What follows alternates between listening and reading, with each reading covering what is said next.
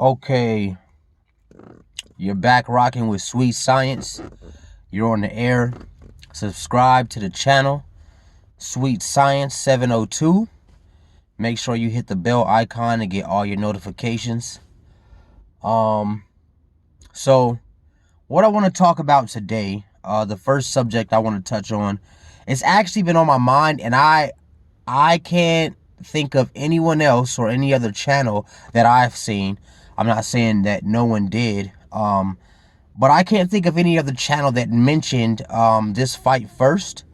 So as far as my knowledge, in my last video, or at least 2 videos back, I talked about this fight before anyone else has gotten to it. And that fight is Jermall Charlo versus Chris Eubank Jr. Now, the funny thing to me is here you have a guy in Jermall Charlo who is 30-0. At the time Chris Eubank Jr. made his statements that I'm going to touch on, Jermall was actually 29-0. The current WBC champion, currently ducked by Triple G and severely ducked by Canelo Alvarez. So keep that in mind. 29-0. I don't know his knockout number. It might be 21 knockouts. No losses. Now, you have Chris Eubank Jr., who I don't know his record off the top of my head, but I've seen enough of Chris Eubank Jr.'s fights. I actually used to be a fan of Chris Eubank Jr. I liked him until I saw that he was not humble in defeat. What I mean by that is, you had a guy in Chris Eubank Jr. who was absolutely cocky, and pompously arrogant, like most the UK boxers and a lot of their fans as well, who was pompously arrogant for no damn reason. He knocked a few guys out, nobody of upper echelon class. He had some great knockouts. He did his thing. But in the height of him thinking he's the next Floyd, or he's some superstar, or he's invincible, or whatever reason in his head that's got him pumped up to think that he was the man, along comes Billy Joe Saunders. Now, initially, after looking at that matchup, I thought Chris Eubank Jr. was going to, I personally thought that he was going to thrash Chris Eubank Jr. To my surprise, thrash Billy Joe Saunders. But to my surprise, Billy Joe Saunders kind of schooled Chris Eubank Jr. But it's okay. That wasn't the deciding factor in me not liking Chris Eubank Jr. anymore. So what first put a bad taste in my mouth is that the post-fight press conference with Billy Joe Saunders and Chris Eubank Jr. The motherfucker was talking like he didn't just take a loss. He was talking like he was still better than Billy Joe Saunders when he was fresh off the loss. It's not like he beat you years ago and y'all meeting up and y'all talking now. You just lost to him. And he's sitting up here talking like he's better than Billy Joe Saunders, where if you were better than him, why didn't you beat him? That's the first thing. Also in that press conference, the post-fight press conference, he said, "I always find a way to win." I don't understand how you can say that off the cusp of a loss. How do you always find a way to win? You sound dumb. That's people who can't accept defeat and is still arrogant in defeat. He's not a humble guy, man. He's a pompous little bastard brat. That's what he is, Chris Eubank Jr. So that put a bad taste in my mouth. So he had that loss. Then he fights. It wasn't Carl Froch. It was one of those UK guys. I forget the guy's name, but I consider the dude like Billy Joe Saunders' little homie. He fights him, gets his ass beat again.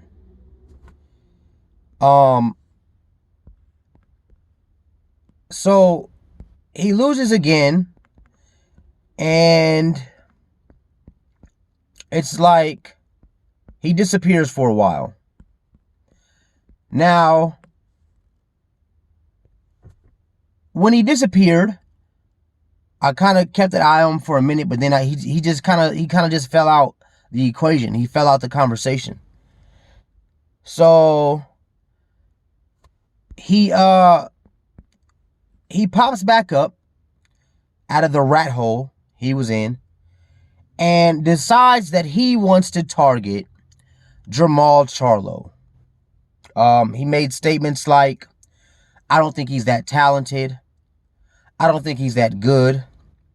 I don't feel like he's one of the best middleweights in the division. In so many words, he called Jermall Charlo trash. Now, that's funny because if Jermall Charlo was trash, right? If he was trash and he had no skills and he was so easy to beat. The last time I checked, Jermall Charlo has the WBC belt. Well, if you have a champion who is trash and he's so extremely easy to beat and he's not one of the premier guys in the middleweight division, here's an idea. Why don't you fight him and take his belt?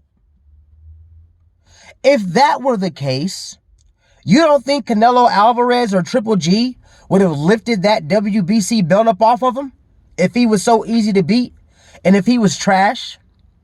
So the arrogance and the pompousness of Chris Eubank Jr., I see, is still absolutely ridiculous. I don't know if he thinks because he wasn't knocked out in the 2 losses that he got, although he was extremely schooled, had his eye cut and was bloodied up. I don't know if he thinks because he wasn't knocked out, he's still the shit. But someone's clearly gonna have to knock this motherfucker out for this fool to have a slice of humble pie. Now, with that being said, he targets Jermall Charlo. After Charlo beats Hogan, he put a cryptic post and he tagged Chris Eubank Jr. and said, "You asked for it, you got it." Chris Eubank Jr. just got a belt from the Matt Korobov fight because Matt Korobov had an injury during the fight. So Chris Eubank Jr. was virtually, in a nutshell, he was gifted his belt. Okay, so now Jermall must have been paying attention, must have heard what he was saying. He wants to line up the fight. So I digress. If someone is going to need to knock this man out in order for him to shut his mouth and to be humble, Jermall Charlo is the perfect one to do so. So they're going to line the fight up. Hopefully we'll get to see it. And we are going to see Chris Eubank Jr. get knocked out. I promise you. His style, the way he fights, his arrogance translates in the ring. He eats a lot of shots, like the shots that Matt Korobov were hitting that man with. Had that fight continued without Matt Korobov getting injured, I definitely believe that Matt Korobov would have won that fight. And that's somebody that Jermall Charlo already beat. To think that Jermall Charlo is such easy work, from the words of Chris Eubank Jr., then he has to, in that case, think that he's better than Triple G, which I don't think he is, and that he's better than Canelo Alvarez, which is absolutely preposterous.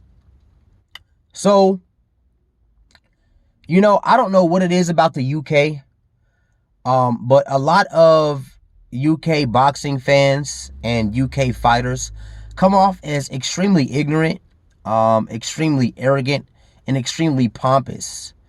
Um, you know, over the years, especially, due to the whole Anthony Joshua situation, the UK just left a bad taste in my mouth. As far as boxing fans, you would think us being across the pond, we can all want the same things from the sport. You know, they constantly holler, well, what has Wilder done to deserve a fight with Anthony Joshua? Are you fucking kidding me? Are you fucking stupid?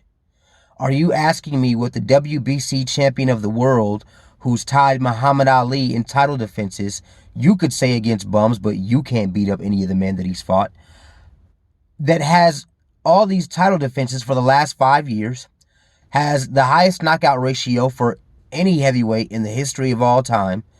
You're telling me that someone like Joseph Parker, who hasn't done as much as Deontay Wilder in the sport, is not more popular than Deontay Wilder, deserves a fight with Anthony Joshua? You're telling me before Ruiz beat Anthony Joshua's ass that first time, he's accomplished more in the sport, Andy Ruiz, than Deontay Wilder? That's what you're telling me? Are you saying he's more popular? Are you saying that as far as the money, a fight with Andy Ruiz would have been more lucrative than a fight with Deontay Wilder? Are you telling me that Kubrat Pulev would be a more lucrative fight than Anthony Joshua fighting Deontay Wilder? Are you saying that Pulev has done and accomplished more than Deontay Wilder in the sport of boxing? So for a lot of these brain dead, probably underlying racist and or prejudiced UK fans, they just don't want to see this country nigga from America, whom they deem a street cat that can't nobody control. He's a king. He lives how he wants to, moves how he wants to, speaks how he wants to. They don't want to see this man, who's a real one, get a hold of these belts. So they'd rather sit up here and make excuses for Anthony Joshua not to fight Deontay Wilder, when it's clear that he's afraid of him.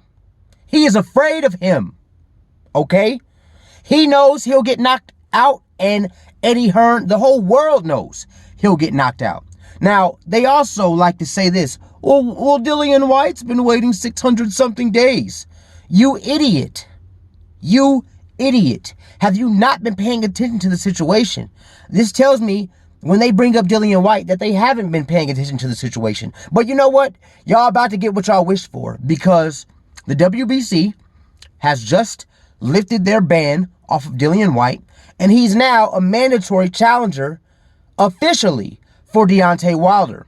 So, Dillian D-Ball White, when he gets this fight with Deontay Wilder and gets his ass knocked out, which he will, what's going to be the next excuse from your UK fans?